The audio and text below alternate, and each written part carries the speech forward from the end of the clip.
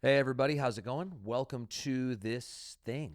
We're calling it 1189 because there are 1189 chapters in the Bible, and we're going to do them all unless Jesus comes back, which would be better. So we're looking at Ezekiel chapter 10 and 11 today. How you guys feeling? Feeling good. I'm feeling great. Great. Feeling It's good? been a good day. Yeah.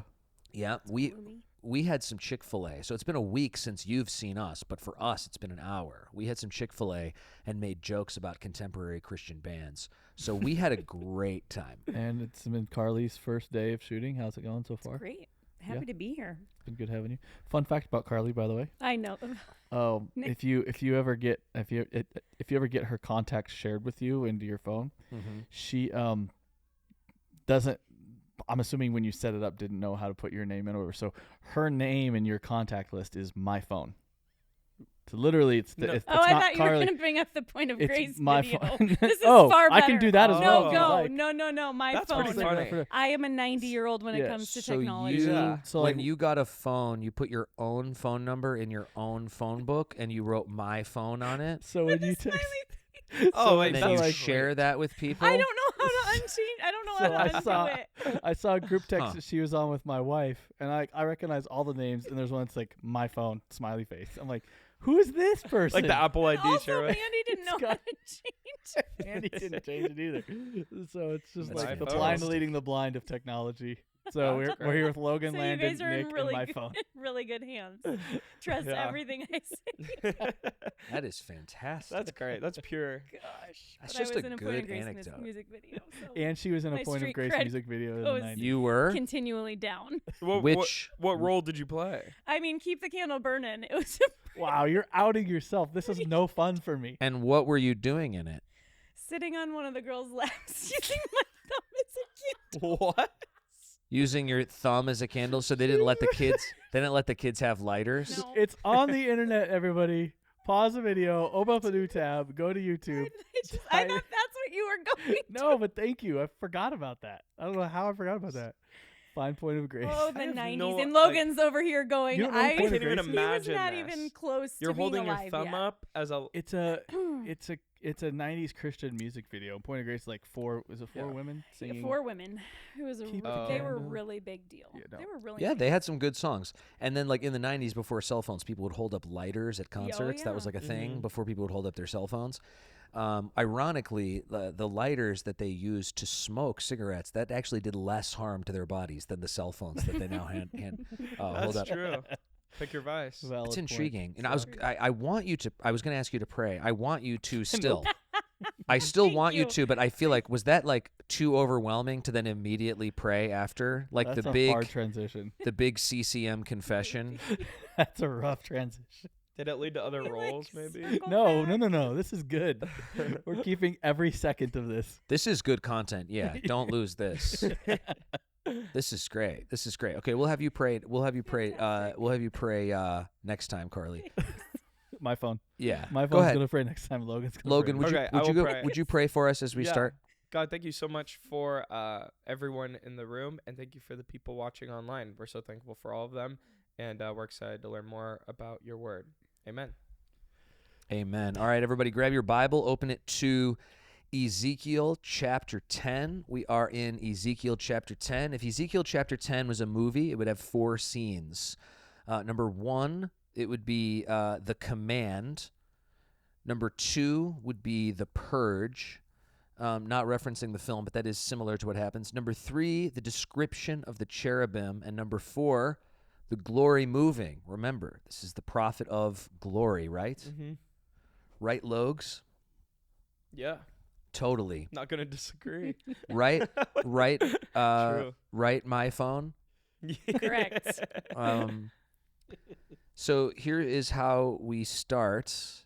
Ezekiel says, "Then I looked, and behold, on the expanse that was over the heads of the cherubim, there appeared above them something like sapphire." So expanse there is the word for heaven. It's the same idea from the beginning of Genesis. And it's interesting because in Exodus 24, it's one of my favorite passages to talk about because most people that I've talked to have not ever heard this, but when God was standing on the top of Mount Sinai, the ground beneath his feet was turned into a pavement of sapphire stone as clear as the blue sky, it says in one translation. And so here we have above the cherubim this kind of like blue sapphire stone appearance. Then it says next, in appearance like a throne. So like a throne. Remember, he's describing a vision, and things are seeming to happen really fast. He's not in control of the speed. He doesn't have, the remote from the Adam Sandler film Click. He good movie.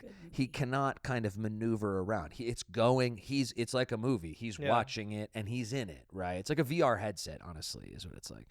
And he said to the man clothed in linen, "Oh, my guy's back."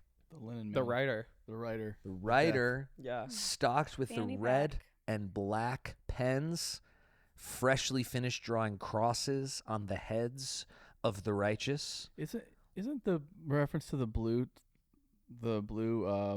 lapis lazuli or whatever? Mm-hmm. Isn't that also from the first chapter? His I was first thinking vision? I that was just too, thinking the yeah. same thing. Yes, exactly. So that's back. And so then we see that here because it says it in verse 2. Go in among the whirling wheels underneath the cherubim. Fill your hands with burning coals from between the cherubim and scatter them over the city. So we see the stunning combination of the man in linen from chapter 9 with the creatures and their cosmic chariots and the wheels within wheels from chapter 1. This is how we know that they're called the whirling wheels, because we referred to them that way in chapter 1, but we know that because it says it here and elsewhere. They have come back to provide transportation for the kabod. They are here as glory transporters. They have arrived to transport the glory as it leaves the city of God. It is a devastating thing. So remember this chapter because it's been building to this point, and when we get to chapter 46 through 48, it's going to click together the overarching move of the entire text. Does that make sense? Yeah. So this is a key one. He went in before my eyes. Now the cherubim were standing on the south side of the house when the man went in, and a cloud filled the inner court. So this happened at Solomon's temple and at Aaron's tabernacle. This is big. This is big in the Old Testament. When it happens at Solomon's temple, it's one of the high points of the Old Testament. When it happens in the tabernacle, it's one of the high points. So to us, sometimes it seems like, oh, cool, that connects with those two random verses. It really isn't random in the movement of the Old Testament. It's a very, very, very big deal. All of the laborious tabernacle passages all get to the part where this happens. Same thing with the temple passages. It's a long time, and you're waiting, and David won't do it because he murdered all those people, and then Solomon does it, and then the glory fills the temple, right? So this is the same thing as that, except it's in a vision. And John Calvin said of this section, doubtless this signifies that God by all means confirmed the vision, that no suspicion should creep in that the prophet was deluded with an empty specter.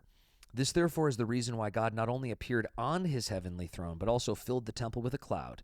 The cloud was a symbol of God's alienation, meaning really, we would say separation. And we know that the sanctuary was filled with a cloud, although God then wished to testify his paternal favor.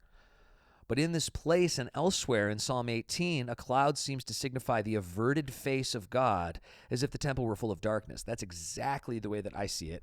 The cloud of God is shrouding the person of God. So when it says that God, that Moses went to the top of Mount Sinai, God invited all the people up the mountain, it says in the original Hebrew, but they translate it into English. They say that God invited them up to the mountain. And they translate it that way because they're terrified of what it actually says, which is that God invited all of the people of Israel up onto Mount Sinai, and they wouldn't do it because they were terrified. And so Moses goes up and stands face to face with God, but God's shrouded in a cloud, right? It's this God's spirit. He's but Jesus is the picture of God, but no one has ever seen God. No one has ever seen the face of God, right? And so here it is that same thing. When it says that a cloud is coming into the temple, it's because God himself is literally in there, right? The same Yahweh that came down in the pillar of cloud on top of Mount Sinai. That's the idea. And the cloud is intentionally obfuscating any ability to be able to see him. And this is the same thing that he had the priests symbolically do in the Holy of Holies. Remember the censers from last time? They would go in there with the censers, and the cloud would cover the mercy seat of the tabernacle. And it was this thing of like intentional vision obfuscation. That's the same thing that's happening here. So And interesting. absolutely. And the glory of the Lord, verse 4, went up from the cherub to the threshold of the house. And the house was filled with the cloud. And the court was filled with the brightness of the glory of the Lord. People talk about which Bible passage they'd most like to live through. I think the best answer is the resurrection. Second best answer is probably Pentecost. This one would be up there for me. Or the two other times this happened that I'm referencing, like just everything about life and the brokenness of life seemingly brought into focus when you are with the eternal God and you are seeing the lightness and brightness of God, and you were like, oh, okay, great. This being is real. Right. So everything else gets knocked down like 5 pegs of how much it matters. Yes. And this Wow. is the thing. And this is what has captivated me as an adult to be a pastor and teach the Bible. It is like, I want people to experience that. I want people to experience the glory of the Lord. I want people to be able to say, like, there is 0% doubt in my mind that there is a God, because I know this God, because I've experienced this God, because I've been close to this God, because I know him and he knows me and I love him and he is a part of my life. Do you get what I mean? Yeah. Like, I don't want people to struggle anymore on the, is there a God? Well, absolutely. Let's experience him together. Let's experience his glory. And the tabernacle, the temple, this to me is like what church is. Like, we have gathered not to like amass knowledge, and we have gathered not to hang out and eat, although those things are wonderful. We have gathered to encounter the living God. We have gathered to see the brightness of the face of God. We have gathered to be terrified around the glory cloud as we recognize how lucky and blessed we are to be able to even be here and to be able to even know him. Verse 5, and the sound of the wings of the cherubim was heard as far as the outer court, like the voice of God Almighty when he speaks. So do we remember the sound from when he was speaking was the sound of like the rushing water, right? yeah. The waves. It's a mix of like water and the sound of speech. Bede the Venerable from the late 600s said, the prophet Ezekiel clearly declares that cherubim is the name of the angelic powers that he describes as having appeared to him with wings, according to the pattern in which they are ordered to be deployed here. Verse 6. And when you could also see how, if you're familiar with Isaiah chapter 6, when he's in the temple, you can see how he's probably seeing the same thing. Yeah. Cherubim have been described in statues, paintings, Valentine's Day illustrations, right? As the little baby angels, the naked baby angels. This is probably not what we're seeing here. Yeah, we're seeing these angels that it says in Isaiah 6 of 6 wings. With 2 they covered their face, with 2 they cover their feet, which is the implication for the whole being, and with 2 they flew. So the idea is you can't even see them, or perhaps that you could, but they don't want to see the glory of God because it's too much or something like that, right? Yeah. So it's presumably something like that. I've seen a lot of these memes of like biblically accurate angels with the eyes all around. Yeah. I think those are really cool, but that's not exclusively the way that angels are talked about. Like when the angel Gabriel visits Mary, it's not like some guy covered in eyes. It's an angel. It's a being, a person-like being. Do you get what I mean? Yeah. So I like those memes because they're funny, but it's not exclusively that way. Yeah. If Like that a makes Ryan sense. Gosling sort of presence. We got naked baby angel, and Ken. then Ryan Tag yourself. Gosling. Which one are you? Yeah, or the biblically accurate. It's just all Yeah. over the place. Needless to say, all of human history we have yet to fully grasp. Interestingly enough, What these also, things we're talking about the connection with Isaiah chapter 6. Do you remember what God uses to touch Isaiah in Isaiah chapter 6?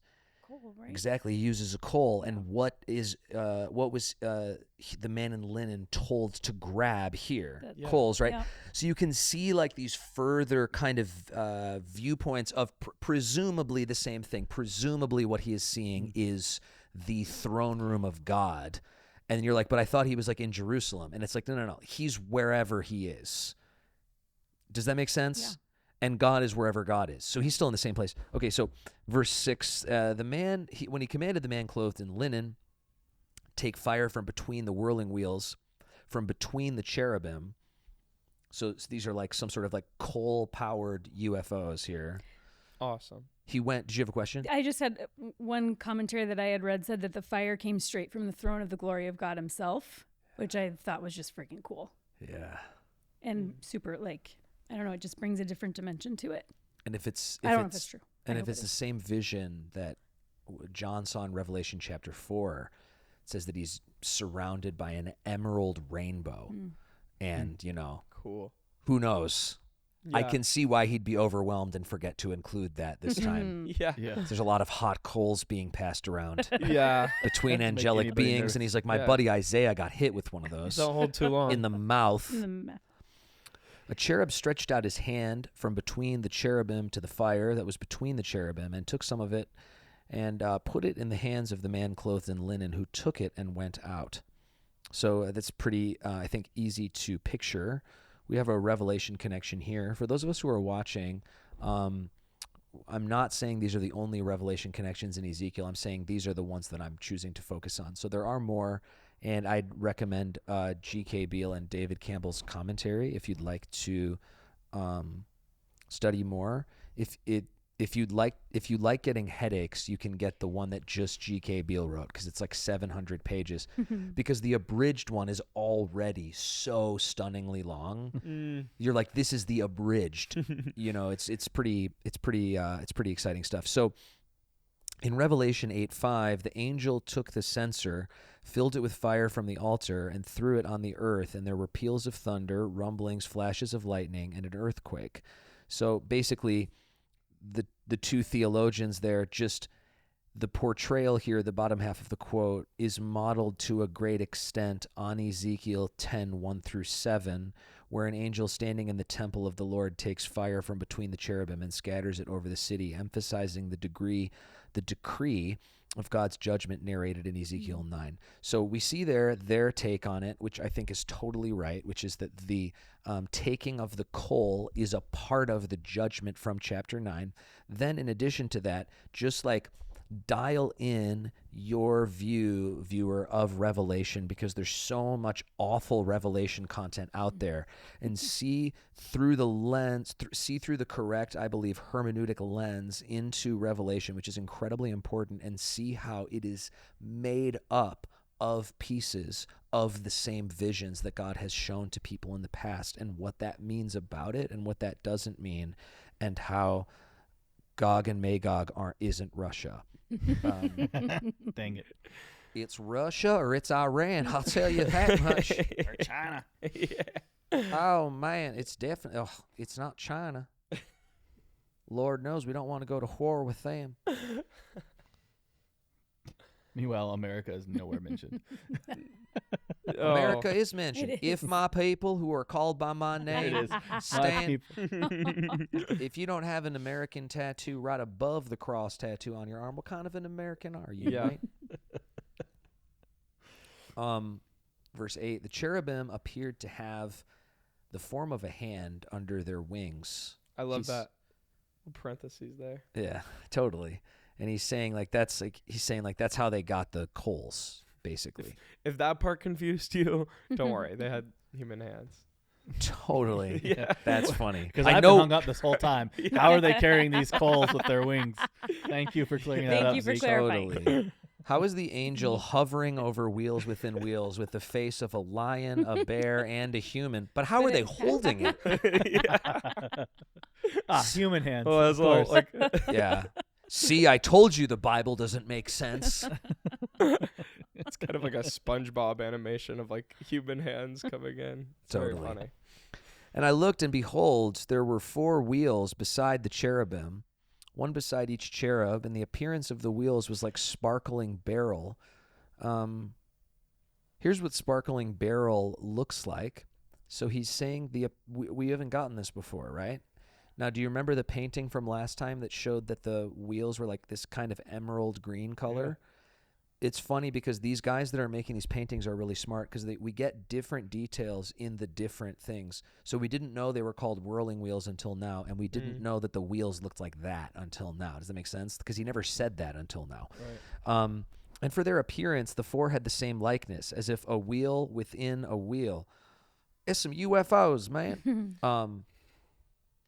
When they went in any of the 4 directions without turning as they went. But in whatever direction the front wheels faced, the others followed without turning as they went.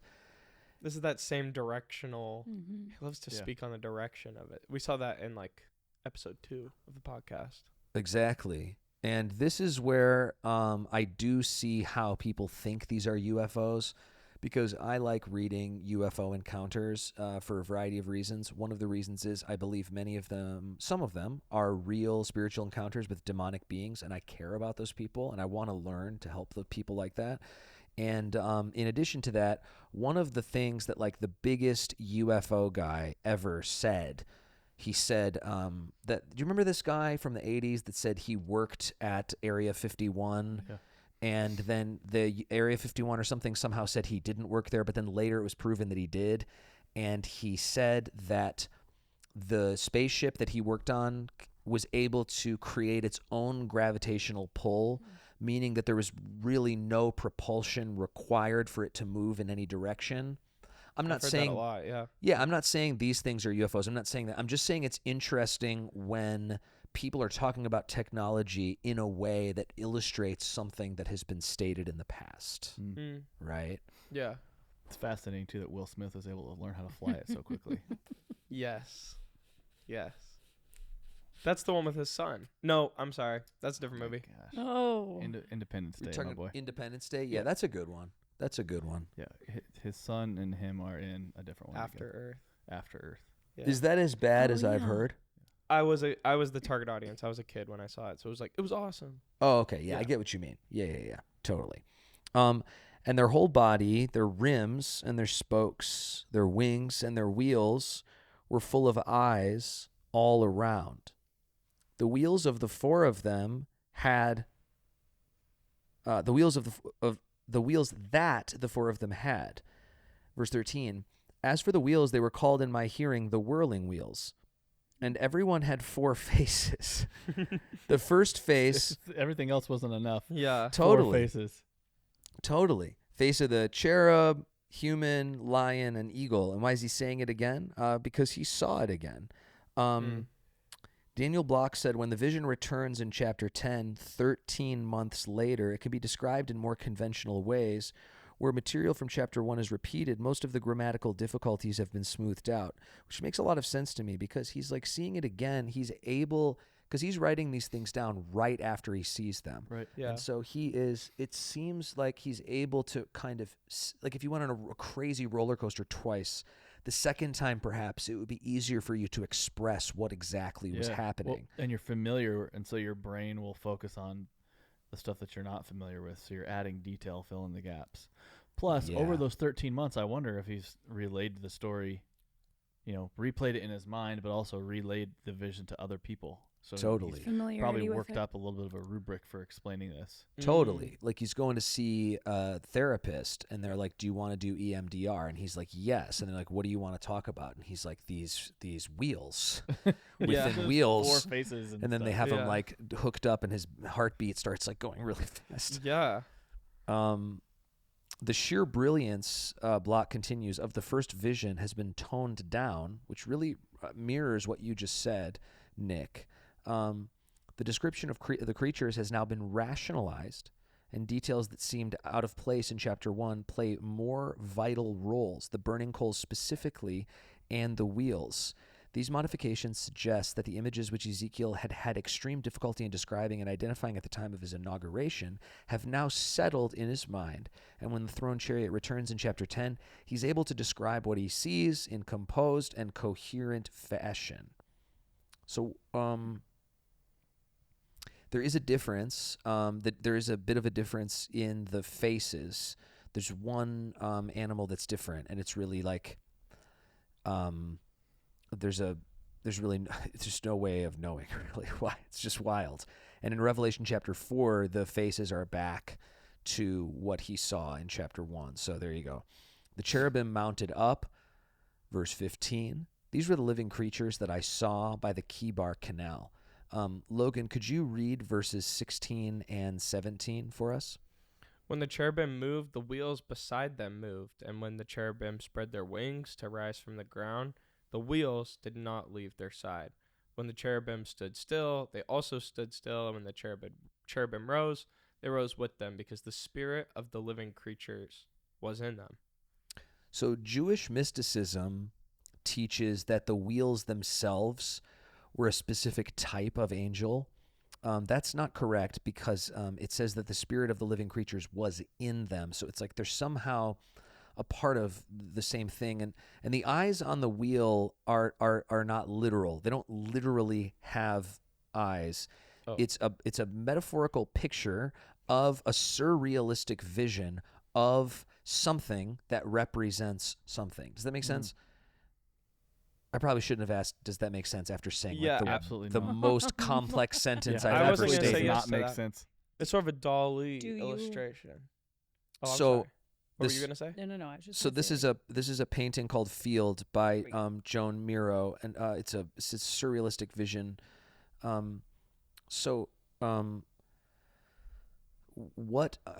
When God is showing someone a vision in the Bible, right? It's not literal, right? So those things are not literally there, right? Are they there spiritually? Absolutely. Do we know for a fact if all of the facets of what he's seeing spiritually are literally present in the spiritual realm? We do not. I personally think that many of them are not. I think that they're shown to him to illustrate something, like eyes all around, perhaps. These angels see everything, right? Just something as simple as that. yeah. But when I read these texts, I think of like very, very aggressive art like this. But this is just maybe because I like art. But when I read it, I'm like, wow, this must have been wild what he was seeing. Or this is the Persistence of Memory by Salvador. That's right. Yeah. That's right. Yeah. Let's go. A Christian who actually cares about art. Have you seen the watches that look What is like this? those clocks? A coffee shop in Soho? Come on. Who is this guy? Just adding to that resume for Christian media. Wow. What's next? Listening to Radiohead and eating a $9 taco in Portland? Look Yeah. at this guy. Wow. Yeah, and then here is Oh, I love this one. so we looked at this one last time. I want a print of Just this. what this was It's on. so cool. That's so funny because it's exactly what I have in my notes, because this is a painting by a guy named Gary Haddon. It's a lot more recent. I think he's still alive, and you can buy prints of it. And I wanted to buy a print of it for this, but we didn't have enough money in the budget for that, so we didn't. But here's what he said. Here's what Gary Haddon said. He said, this is a painting based on Ezekiel's chapter 1 through 10 in the Bible. It's my second painting of this vision. I believe it to be true. I call this painting Ezekiel's Vision 2. This is a mixed media painting on Arches paper, mounted on museum-quality Strathmore board, unframed 11 by 14. This is a one-of-a-kind original artwork depicting Ezekiel's vision of God. It's accurate in nature, but I have added the seraphim angels, for I believe these angels to always be at God's throne, protecting his holy name from all who speak with God. I also find it very challenging painting these angels with so many wings, mixed media, painting, watercolor, oil, and ink. I love it. I And could see the emerald ring Yeah. around You the throne. throw a black light on that puppy and Yeah. woo-wee. Well, Did he do that? Where's the and the emerald? wheels. I don't see it. Do you see green around the throne? I see Up a there? stroke of green. It's also got the Yeah. lapis. Oh, yeah, I see it. lazuli yeah, the sapphire blue. too. Yeah. Totally. And then we see the barrel, the gleaming barrel wheels at the bottom.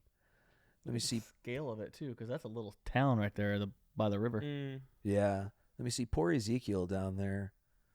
He's like, Although good Lord, I Ezekiel's thought real this is big. going to be a one-time thing. Yeah, yeah, absolutely losing his mind. He's Probably. like, can I Yeah. go back to just laying down on my side? Like a child in a That was kind of easy. Another year of side laying, please, Lord. It's like a child in a haunted house. He's like, that was terrifying, but I loved it. You know what I mean? That's like the vibe I get from reading it. Or like, if you've ever seen a really scary movie that really scared you, but you really enjoyed it, right? Yes. That's the I have. vibe I get from reading it. Yeah, we should buy. Nick, can we have some of your budget to buy a copy of that? Sure. Yeah. Cool. If He it's for said the it. Lord. He Yeah. said it. As long as it's for the Lord. Let your yes be yes and your no be no, right, Carly? I have not seen the price. I defer to the finance person. You know how like when you'd swear as a kid, not like cuss, but you'd be like, "Oh, I Never. swear I will do it," and then your Christian friends or your parents Yeah, would be like, let "Don't swear, your don't yes swear." be yes and your no be no. Mhm. Totally. Yeah. Or like when people are like, don't say, oh my God, that's taking the Lord's name in vain. And you're like, it says that in the Psalms. Yeah. I think it means- Sneaky David. I think it means don't baptize your preference and then say that that's godliness. Okay, so then That's the glory. a whole other episode. Yeah, that would be fun to talk about with you, Nick. I'd love to hear your Love it. thoughts on that. Turn up for that one. Yeah, a guy called. I said that on Instagram, and a guy called me a blasphemer. I was like, wow, I've never been called that before. That's wild.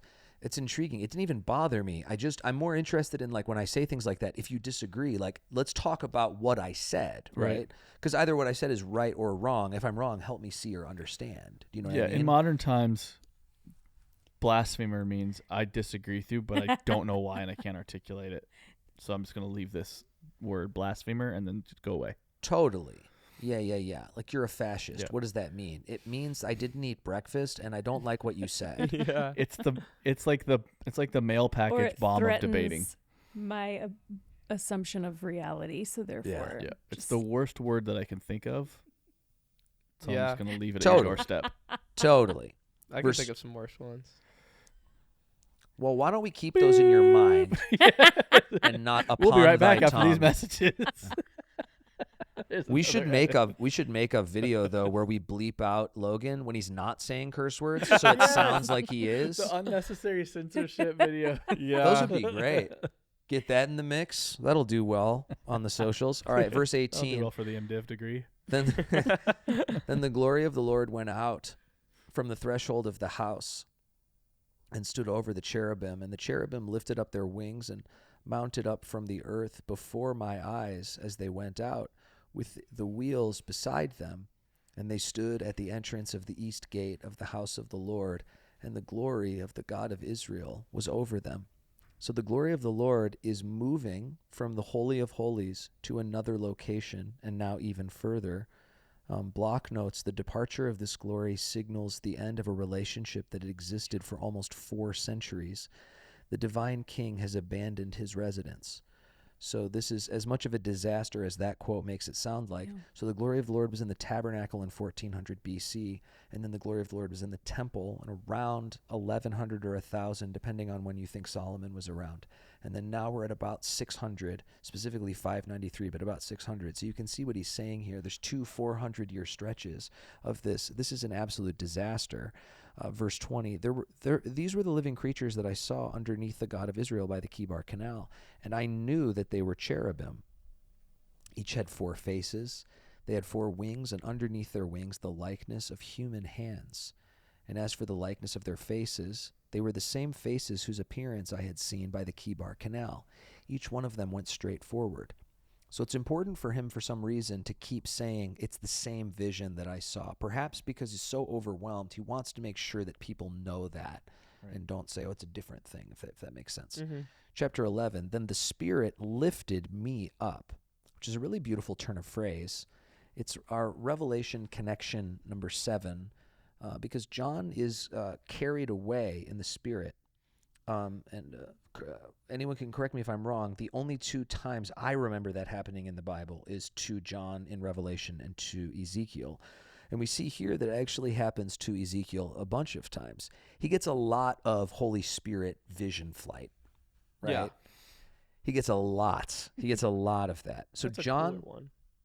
Beale and Campbell say John's repeated rapture into the realm of the Spirit further underscores his prophetic commission and authority, especially 17:3, where allusions to the Ezekiel commissions occur in the same manner. And then he goes on to say that where they're at in Revelation is combining 2 sections later in Ezekiel about the mountain and all of that stuff. The Spirit lifted me up and brought me to the east gate of the house, which faces east. And behold, at the entrance of the gateway, there were 25 men.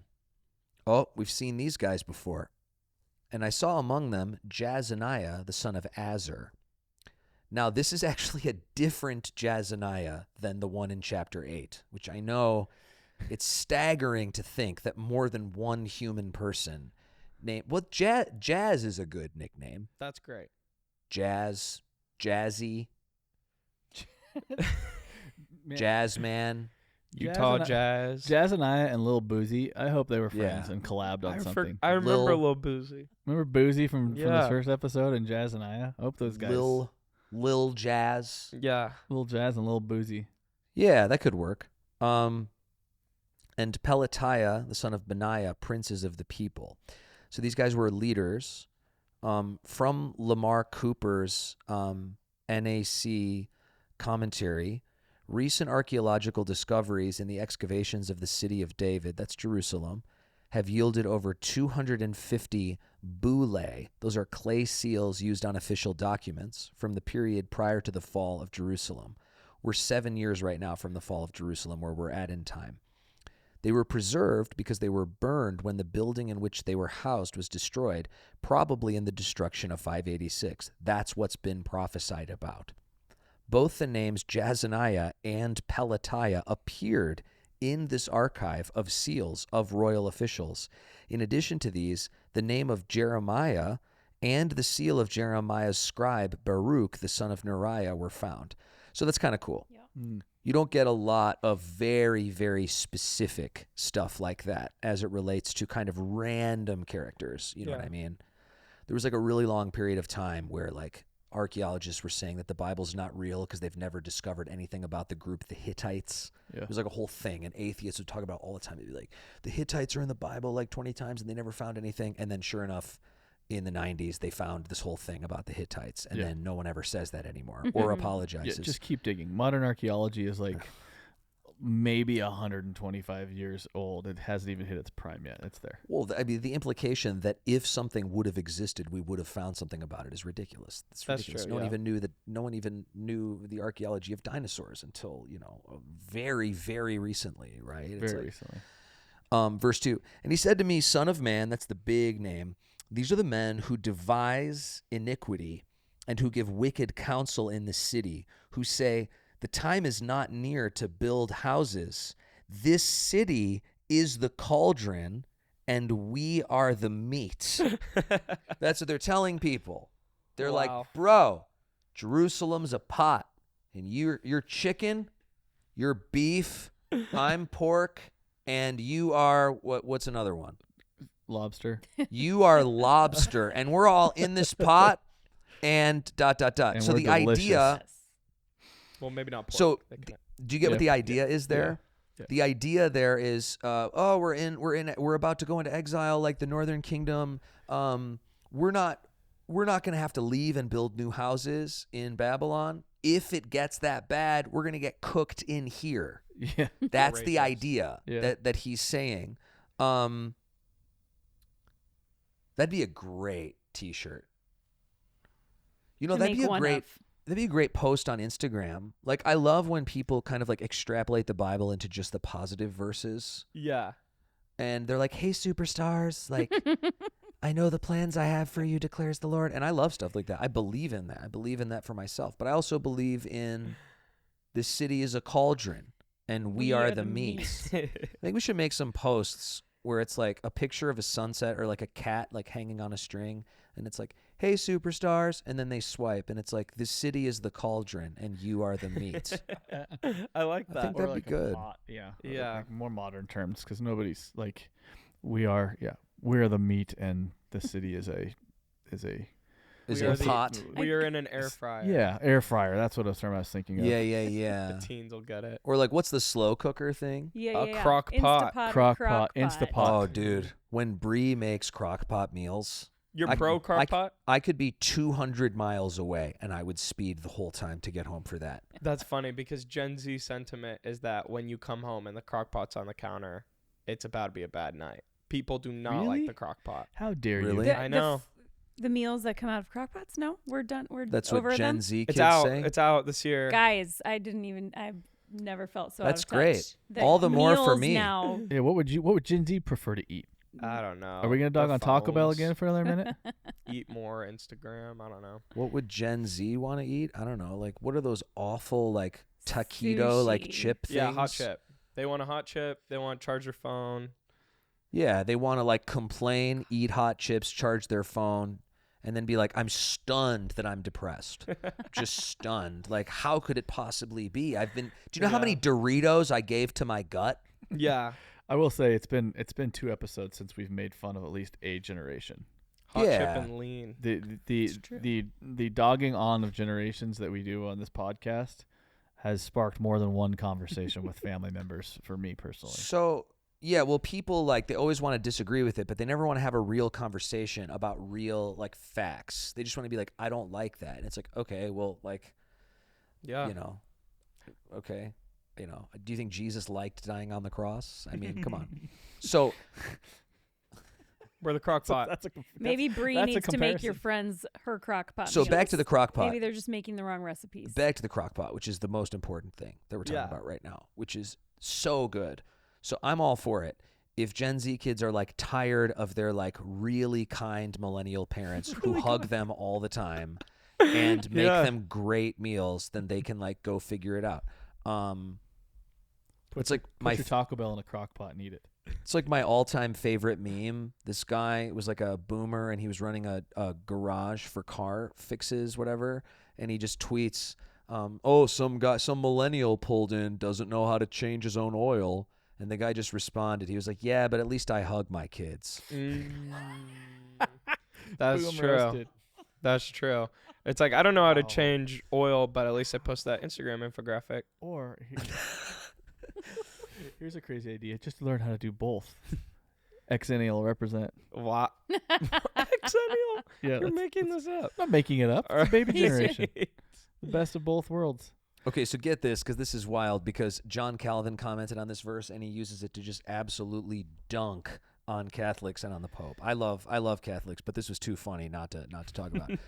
So he says, John Calvin says, here the prophet admonishes the people that perverse leaders would be the cause of their destruction, for if the blind lead the blind, both will fall into the ditch. Since therefore the elders were of the city, the elders of the city were such wicked apostates, they drew with them the whole body of the people into the same ruin. And then he says, as we see this day in the papacy, for this is their last refuge, since they think themselves guilty of no fault when they obey their holy mother church, such also formerly was the obstinacy of the people. And we know when he said this, Yep. so we know that he was talking about Pope Pius IV. Shots fired. Shots fired. Man.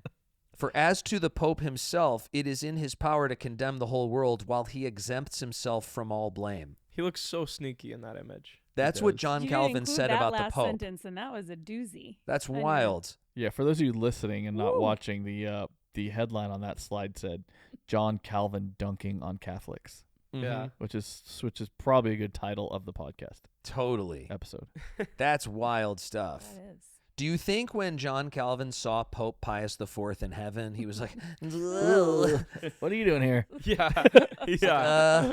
maybe communion wasn't a symbol. Yeah. He's like, maybe I don't believe in limited atonement after all. Yeah. Totally. Oh, yeah. And then in reverse, Pope Pius was like, oh, dude, sorry about the indulgences. That was ridiculous. We needed money. God probably made them do a group project together in heaven. Like, You too. yeah. Think You of go- all the group projects. It's like the gym happening. class. Yeah. You two run around the track holding hands. Yep. Wear this T-shirt together. You both. That's so fit funny. into Go make a it. diorama of Ezekiel 11. So therefore, verse 4, prophesy against them. Prophesy, O son of man. He doubles up there, saying the word prophecy twice. This is from Daniel Block. It's just a really good overview of the various types of judgment speeches that happen in this book. So if you're watching, we'll have this up on the screen for you. If you're listening, just come back to this part on the video so you can grab this. This is a great little tool. It's not like something to memorize or something like that, but it just helps you see the different types of judgment speeches that come, because there's a lot of speeches. The book moves away from more of the narrative stuff for a pretty long period of time into a lot of different types of addresses. And so I thought that was really great. 11, chapter 2 through 12 also says the Nikot represents a typical prophetic disputation speech involving the explicit quotation of a popular opinion that demands explicit exposure and refutation. Okay, so it's really important what he said as you're learning hermeneutics in the Bible, because he's saying here that what is a very common way of prophesying is to state a commonly stated cultural idiom and then to say why it's wrong. And that is exactly what the Sermon on the Mount is built on. The Sermon on the Mount repeatedly... You've heard it said. Exactly. Yeah. Exactly. The Sermon on the Mount repeatedly does that in a way that I think is just so brilliant. So verse 5, and the Spirit of the Lord fell upon me, and he said to me, thus says the Lord, so you think, O house of Israel, for I know the things that have come into your mind, which made my top 3 most terrifying things said in the book of Ezekiel. Oh my gosh. This one came in at number 3, which is God saying, I know the thoughts that have come into your mind. I'm like, you really? Yeah. Even when I was a teenager? Oh, no. Ruh-roh. Even when I went to public high school? Good Yeah. Lord. Thank the Lord for forgiveness and redemption. Verse 6, you've multiplied your slain in the city. You have filled its streets with the slain. So that's a judicial word, not a war word for slain. So it doesn't come across in English the way it actually is. He's not saying killed. He's saying something worse, which is unfairly executed in a court of law. This is the same thing that's happening in the book of Amos. It's a really important concept to understand, because people take biblical justice and they make it into social justice. Social justice has a lot of great points, and there's a lot of great things that have happened in its name, but biblical justice is a judicial word. It's a judicial idea. And there, in 1 Kings, the kings are told in 19, we'll get to that. Verse 7, therefore thus says the Lord, your slain, same, who have lain in the midst of it, they are the meat, and this city is the cauldron, but you shall be brought out of the midst of it. So do you see how he's taken what the fake prophets and leaders have said and flipped it up on its head? So they said to him, oh, don't worry. We're safe in this cauldron. If we do die, we'll just die in here. It's fine, right? He's saying, no. The people that you unjustly executed, exerting oppression and authority over the poor, is the way Amos would describe it, in a way that's unfair to them. You lorded your authority. You did not have fair justice systems in your society. Those people, those are the people that are the meat in the cauldron. Yeah. You're a lobster, and you're hoping that the heat goes up so you can be gone. It's not happening. You're getting taken out. You guys are getting taken out here. I love the right? way that the New Living writes this. It says, this city is an iron pot, all right, but the pieces of meat are the victims of your injustice. Yeah. As for you, I will soon drag you from this pot. Yes. That's good. That's good. That's And terrifying. so that also made my top 5 most terrifying things in the book of Ezekiel. So we had 2 in one chapter. You have feared the sword, verse 8. I'll bring the sword upon you, declares the Lord. The sword is Babylon. I will bring you out of the midst of it, and give you into the hands of foreigners, and execute judgments upon you. You shall fall by the sword. I will judge you at the border of Israel, right? Because they're getting taken into exile. and you shall know that I am the Lord. If you're watching, that might be a good sentence to underline. You shall know that I am the Lord is a repeating phrase. It occurs so many times. And later, I'm going to pitch to you a very difficult theological idea, which is the mercy that comes from God's judgment through the knowledge of him and the redemption that he brings. Verse 11, this city shall not be your cauldron, nor shall you be the meat in the midst of it, but I will judge you at the border of Israel. This is a disaster. This is not good. They came into Israel at the border, obviously. They came over the river, right? So now at the border is like the idea of you're getting exiled, right? You're getting, deported, but do you get what I mean? It's like that type of idea. It's a disaster. Daniel Block notes, in syncretistic pagan fashion, the Israelites had come to base their security automatically on their residence within their divinely allotted territory. Don't you get it? He's saying they thought they were safe. Oh, this is God's city. God's like, yeah, I don't live there anymore. Right? Wow. I don't live there. It's not my city anymore. The glory This of is God has Babylon's moved. city. Yeah. Exactly. The wheels took it away. Yeah. Exactly. Yeah. And you shall know that I am the Lord, verse 12. For you've not walked in my statutes, nor obeyed my rules. You've acted according to the rules of the nations that are around you. And it came to pass while I was prophesying that Pelatiah, the son of Benaiah, died. That was the guy from before. Then I fell down on my face and cried out with a loud voice and said, O Lord God, will you make a full end of the remnant of Israel? One theologian called Pelatiah a harbinger of God's judgment. And if chapter 9, verse 8 was an actual question and not a rhetorical cry, then he repeats it here in what we just read. One theologian called the next section the gospel according to Ezekiel. But we're actually just going to pick up there next time because I have 5 pages of church father quotes on the gospel according to Ezekiel. So we'll pick up there in 9:14 next time. It's a brilliant and beautiful part. Does anybody have any thoughts of what we looked at here? So I'm understanding this correctly. He has this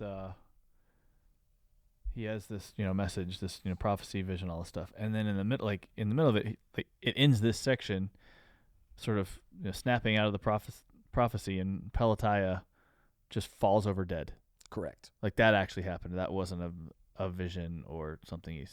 That's a historical thing that happened. Exactly. So was it as a result of him listening to this, or did just also, which happened at the same time, Pelatiah was somewhere and he died, or is it like he's hearing all this and it was too much and he died? So what I think it is I think that in his vision, he saw these 2 guys performing this function in Israel, but they actually were in exile with him. And so then when he wakes up from the vision, they're like, dude, right when you were saying this happened. So when he was writing it, he said it. This was the moment that happened. That had to be like another tally in the column of, okay, Ezekiel's not crazy. What are the odds? He's still in this room with, he's laying on the ground, right? And people are around him. Yeah. He's seen Stranger Things, season 3. He's like, they're trying to get the shadow monster out of him, and he's like writhing in the bed. Do you feel like he's like sort of squirming during all of this, like his body's reacting, or do you think he's just passed out? I mean, he's doing this in front of 25 men, the leaders of his, that had to be a scene in and of itself. Yeah. And then he says all this, basically using one of their own figures of speech against them. Yeah. To their face. He's God's saying, this thing you say about the meat in the iron pot, by the way, I mean, you're half right, but you're the victims aren't who you think they are, and God's going to pull you out. And then in the middle of that burn, one of the 25 just dies. That to me, if I'd have made it this far as a skeptic and was among those 25 dudes watching this, I'd have been like, all right, chills down my spine. Insane. What do you want us to do, Ezekiel? Yeah, and I think that's part of what's going on in the text is that a lot of the things that he's saying about exile, in chapter 24, a guy shows up and he's like, Jerusalem fell, right? And so people are going to be like, oh my gosh. One of the other things you see when you read the prophets, like in Amos chapter 7, you see that God and Jeremiah, God's condemning the prophets that are just giving good words to people that aren't from him. And they're presumably thinking, oh, I'm just encouraging people, right? They're just like, oh, everything's okay. But like, it's not okay. That isn't what God's communicating. They're just saying things, right? So I think that's perhaps, something there as well. Man, I can't feel wait to see it. I feel like it's about to turn up. It's about to get crazy. Turn up. Yeah. There is such a beautiful end to this chapter, and it's the same word that God was giving in Jeremiah chapter 32. So the next part is like the beginning of the shadow of the coming covenant with Jesus. And so it starts to tilt. A bunch of people called it the gospel according to Ezekiel. So we'll look at that next time. Thank you guys for joining us. I hope you're having a wonderful day. Yeah. And we would love it if you guys would like and do all that jazz. And we'll see you here next time.